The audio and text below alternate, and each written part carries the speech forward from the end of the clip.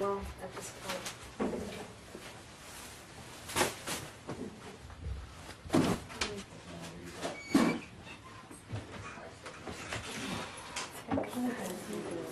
Well, people put shit under my pillow, and it's like... You can kind of tell there's something up there.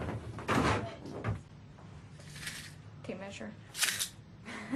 That's it. Okay.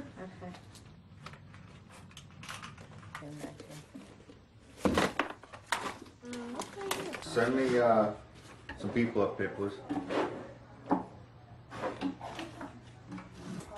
soon as I get somebody, Yeah. Adrian's coming.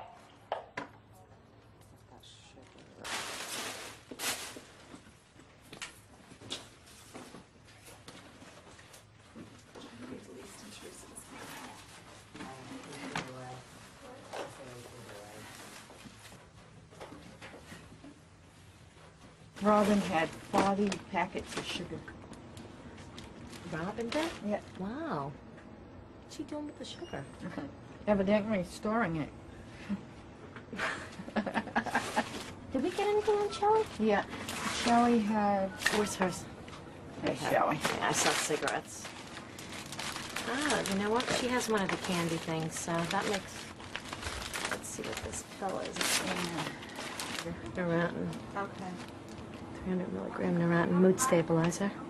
Hopefully that's something she's on. What did they find in your room? I fucking Neurontin in my room. Fuck.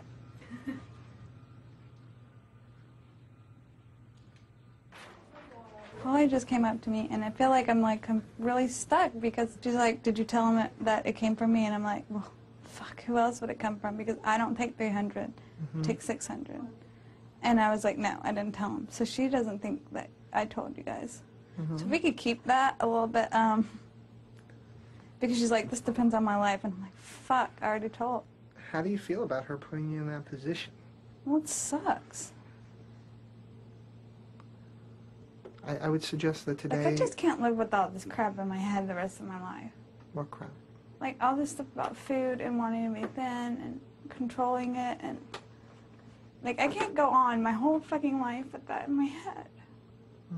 Like, if it's that loud, then I cannot do it all the time. Because I can't fight it every minute of the day like I do.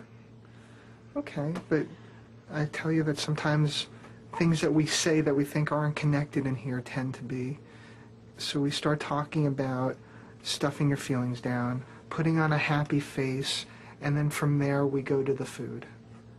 And I really do think they are connected. I think that when you do assert yourself, when you do take care of yourself, when you're able to not have to put on an act for people, those symptoms will subside.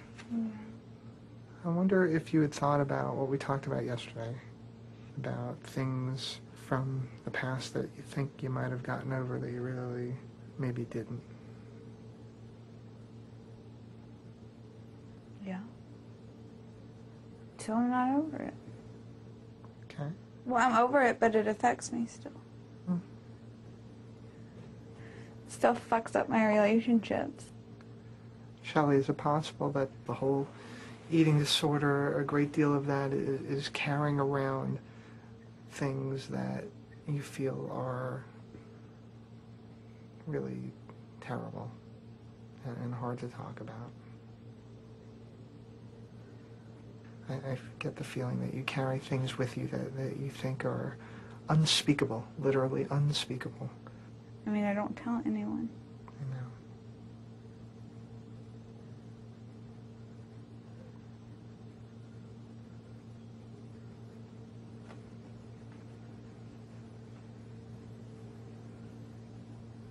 So why should I tell you?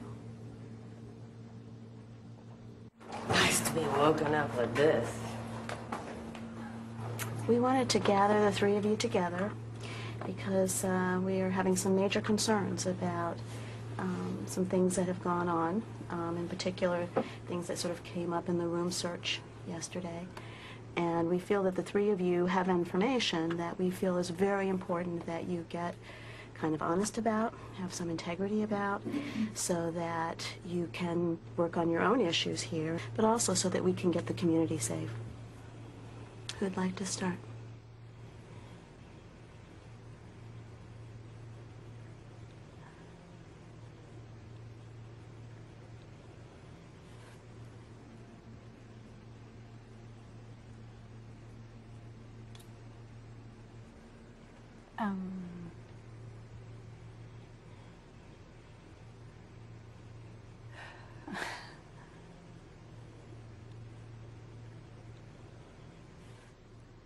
This is like the hardest thing I've ever had to do because it really sucks whenever you have friends. Probably they know it was you and around. I'm sorry that I didn't tell you, but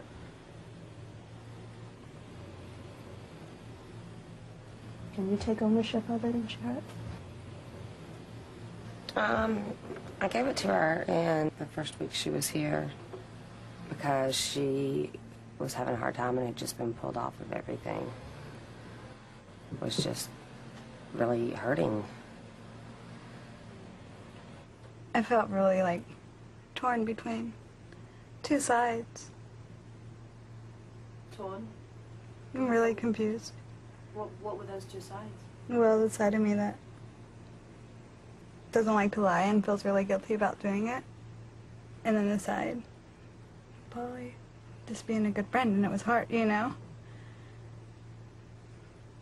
And you say that, you know, friends wouldn't have put you in that position, but if my friend were having major anxiety too, I probably would have done the same thing. You're talking about potentially life and death. I mean, to give somebody else medication, you know, this was not under the care of a psychiatrist. You know, what kind of a friend is that when they're really jeopardizing your life?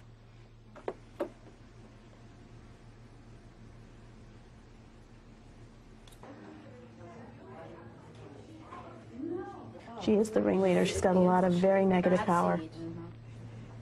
Mike, you have more? Yeah. Come on in, guys. Okay. Thank you, guys. Shelley, Okay. Yeah? I think what you did was really hard and really brave and showed me a lot of guts and integrity. Keeping a secret is destructive to you, to both of you guys. That's where we came.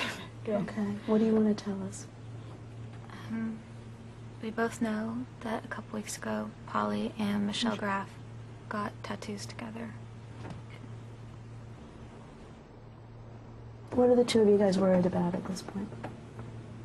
Do I you just have hate when people are bad at me. I don't. Okay. The community can only be as healthy as the members that are in the community, okay? And when people are holding secrets, and when somebody else is asking you to lie for them, then it takes away from you and your recovery. I give the two of you a lot of credit for being willing to go there, and I think you just need to stay in that space.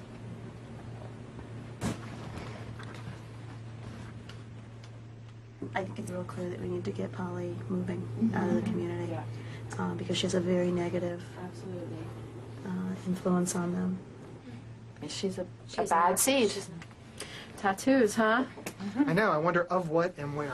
Okay, I think it's going to be a bumpy night. Hello? Mom, Yes. we need to start making arrangements for me to come home. I'm sitting here with the team, and they are asking me to leave. I want to know why. Because I lack integrity. Things that she did were done weeks ago. Their issue is that I was given opportunity to confess these things, and I didn't. Please give her another chance. I mean, she knows she's wrong. Please. There is nothing here to help her. There is no support system for anorexic individuals. Susan, this is... Please, I'm begging. Please let her stay. And if she does one thing, I'll never say another word. Her dad will not pay it ever again if you send her out. And I can't afford it by myself. This is truly it. Again, we have to kind of look at where Polly's at and what she's willing to do. I'll do anything. Okay, but Polly, I think that